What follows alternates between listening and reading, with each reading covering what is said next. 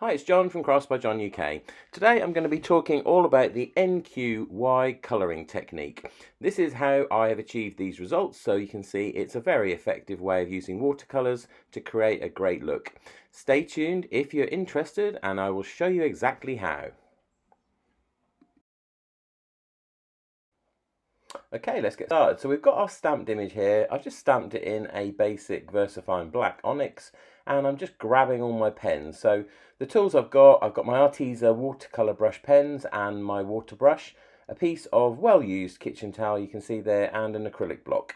So I'm going to do this video quite zoomed in because this is a colouring video, so you really do need to see what I'm doing. So I'm going to zoom quite close in. Apologies, sometimes things will be slightly off the screen because of that, but I'm trying to really show you how to achieve this colouring effect.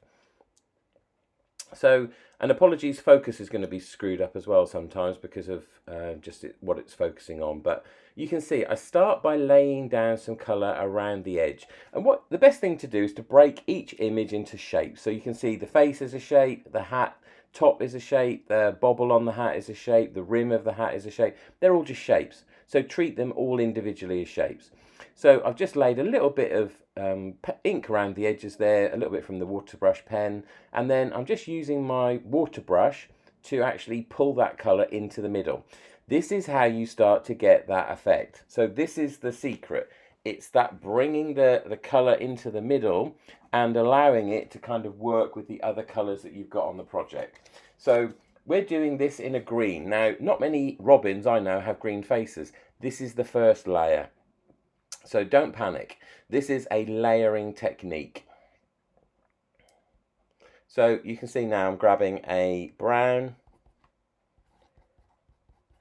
and similarly we're just dropping a little bit of water onto that brown ink that we've put on the acrylic block, and we're just going to add that over the top. Now you could put this directly on, but it's just a little bit easier to control, I find, sometimes when you do it like this.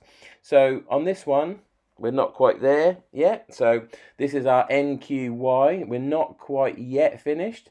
So we're going to just keep adding ink. And this is the secret to this technique. It's layering. So in the stamped image, you can see you've got all of those little black bits around the edge, in the middle there above the beak, etc. The designer of this stamp is telling you the way to do this. So Sharon Bates is a very, very clever designer. She's giving you all of the clues that you need. So having added that wash to the face, I'm now adding that same wash to the body area. And as I said, apologies, that's slightly off the screen, but you can see what I'm doing. I'm just broadly painting it. It's always easier to add the colour when you've got a layer of colour underneath. So I often do this almost like a wash that watercolour artists do before they start painting anything. So just add that colour, and then we're adding just a wash under these broad areas. So this N.Q.Y technique, not quite yet, is all about the layering, the building up of the layers. That bottom layer gives you a foundation colour. Usually start with a lighter colour and then darken. It's very hard to go the other way around. You wouldn't start with the dark layer at the bottom and then try and lighten on top of it, because that's just not going to work easily. So you can see now I've picked up the red pen now. So I'm going to be doing the bobble and the brim of the hat in red. You'll notice I don't just colour the area, I go around the edges. If you colour the area, you just get a big blob of flat colour. It's very uninteresting. It's the kind of effect you end up with if you use pro markers, and intentionally you want a big block of colour. If you want a variegated colour with lots of detail that really has depth and really comes to life, do it this way. So add the colour around the edge and then just pull the colour in. So when you're colouring in this way, the actual water brush is the brush you use the most of the time. You lay colour down with the pens that have got the pigment in them, but you actually use the brush, the water brush, most of the time to control the colour that you're putting on. And again, we've added our red and we could have walked away from it. N.Q.Y, not quite yet, because we need to keep adding the colour. So again, look, I'm looking where those black bits are on Sharon's design, and I'm adding more of the red onto those. I will always blend them into what I've already put down, but it just starts to add the depth. And the dark bits that Sharon's given us the clue about, that should be the feature, are the things that end up being darker, and they end up bringing the depth and that gorgeous image to life. So again, a bit more red around the edges. We've already had red, but we're going to add some more. Again, we're not going to blend it out completely, so it's a big blob of colour. We're going to leave it darker on the edge and then just go over it with our water pen. So you can see how very, very quickly we're starting to build stuff up. Now this is a wine red. So on that one, on the rim, that's really dark on the right hand side, Sharon. You know, you've made it really dark. So what do we need to do? We need to add a darker colour. So I've picked a colour in the same colour, so it's a variant of red. It's just a darker red, and basically we're just going to add that. So I've put that red down, and then I'm just going to darken it. I did a little mistake there. I put some red onto the top of the hat, so I just blotted that off with the kitchen towel. And that's the other good thing about water brush pens. You know, you can blot mistakes away. It's just water when it comes down to it. So there you go. I'm blending in that wine red. So we've got now, what, 3 different colour reds on that brim? How much more interesting does that look than just colouring it with a big blob of colour? These 3 circular panels on the hat, I don't know why, but I just kind of fancied colouring them in a green, and I thought it'd be interesting if the green was dark on the left and faded to light on the right. So what I've done is I've just put, you can see a little bit of green down, and I'm just going over that with my brush. I haven't cleaned it fully, so it's got a kind of a red tint to it, but then I'm just cleaning it, and I'm cleaning up the right hand side and just making that whiter, basically. So again, we've got the green in the face of the bird. We're going to be using a kind of greeny browny palette, so we're just adding those colours. Again, N.Q.Y, not quite yet. We're adding more colour. So having made those panels green with a fade to a white with a slight red hint, we're then going back in with the green just to slightly darken that left hand side. This is this technique. This is what this is all about. This is adding more and more colour, more layers, more edging, more blotting, just to get those variants of colour. And you can see how nice that starts to look now. We've spent a few minutes on that top bit, and already it's looking really nice. So back into the hat now. So having laid a general wash down, we're now going around the edges with a sort of slightly darker colour, and you can see there I've got a kind of a greeny browny colour, and then again I'm using my water brush just to brush that colour out and blend it in. Now if you brush the whole lot out like that, the whole thing ends up darker. You can also pull colour in. You saw I just went over the red there a little bit and just pulled a little bit of that red up. That starts to kind of create the contrast.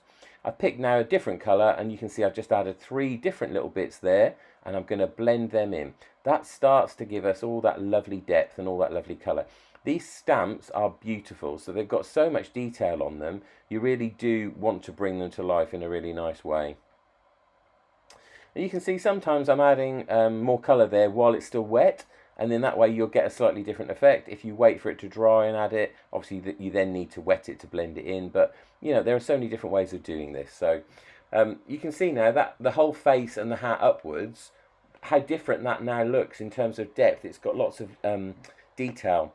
I've picked that brown up now, and look, I'm following Sharon's pattern. I'm looking at where she's put all the dark marks, and I'm following those. I know people who colour really struggle with this, but just really take the lead from the stamp that you're stamping. The person has kind of given you all the advice you need. You just now need to follow up on what she's asked you to do.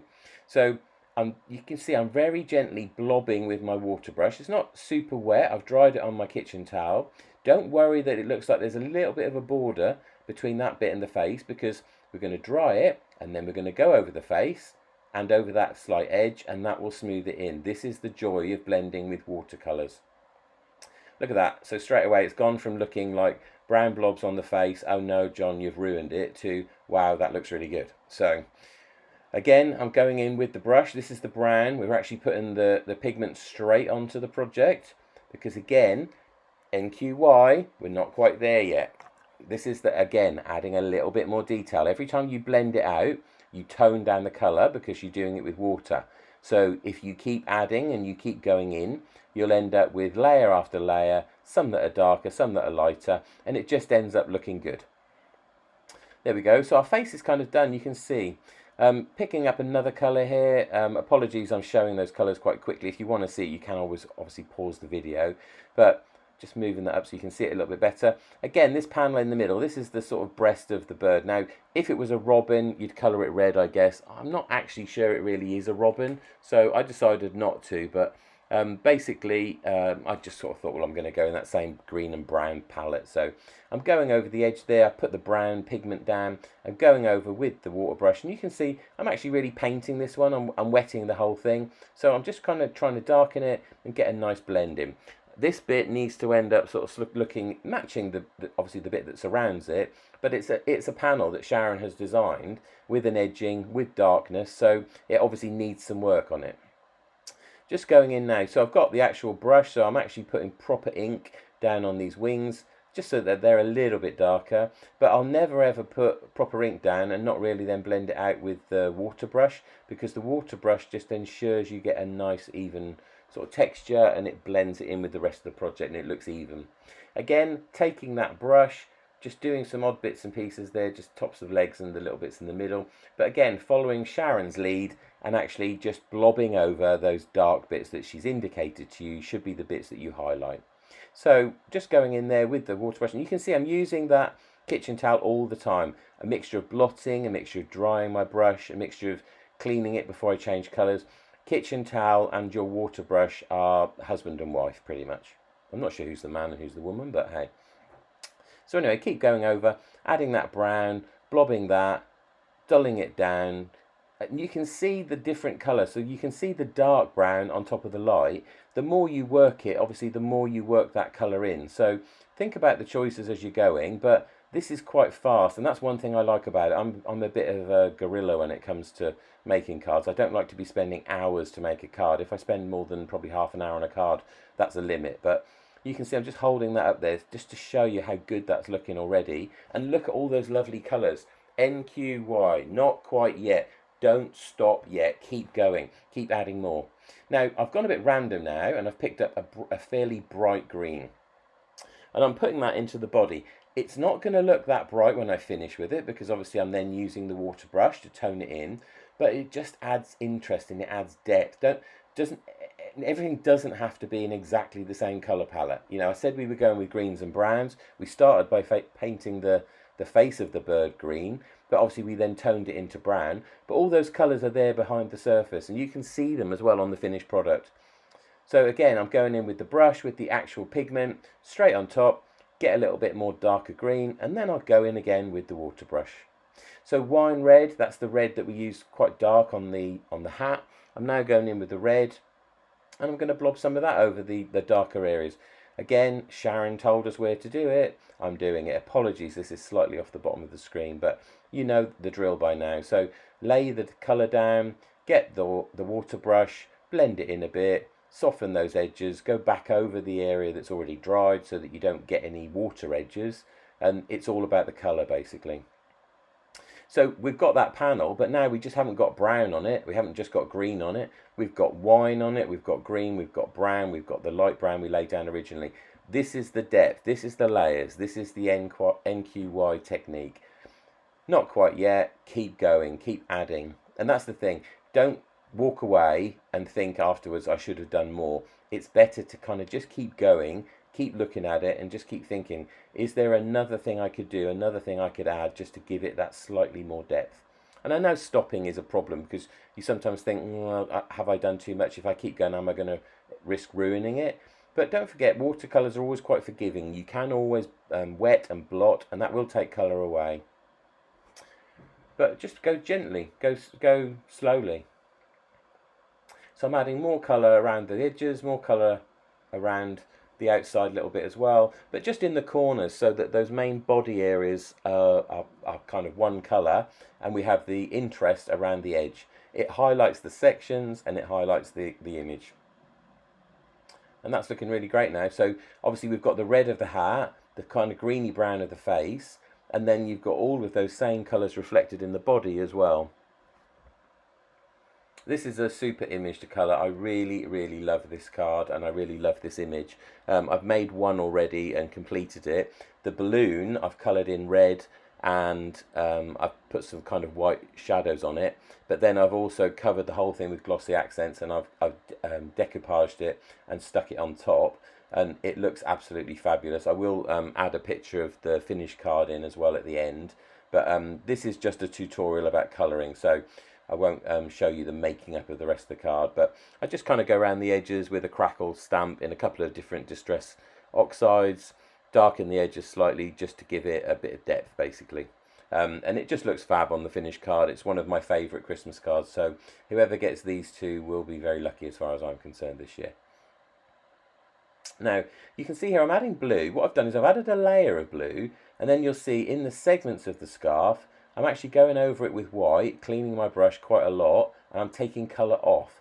So I've added a layer of blue, and then I'm lightening up the actual central bits. And I want to do that because I want to add some green in there as well. I wanted it to kind of be a bluey green.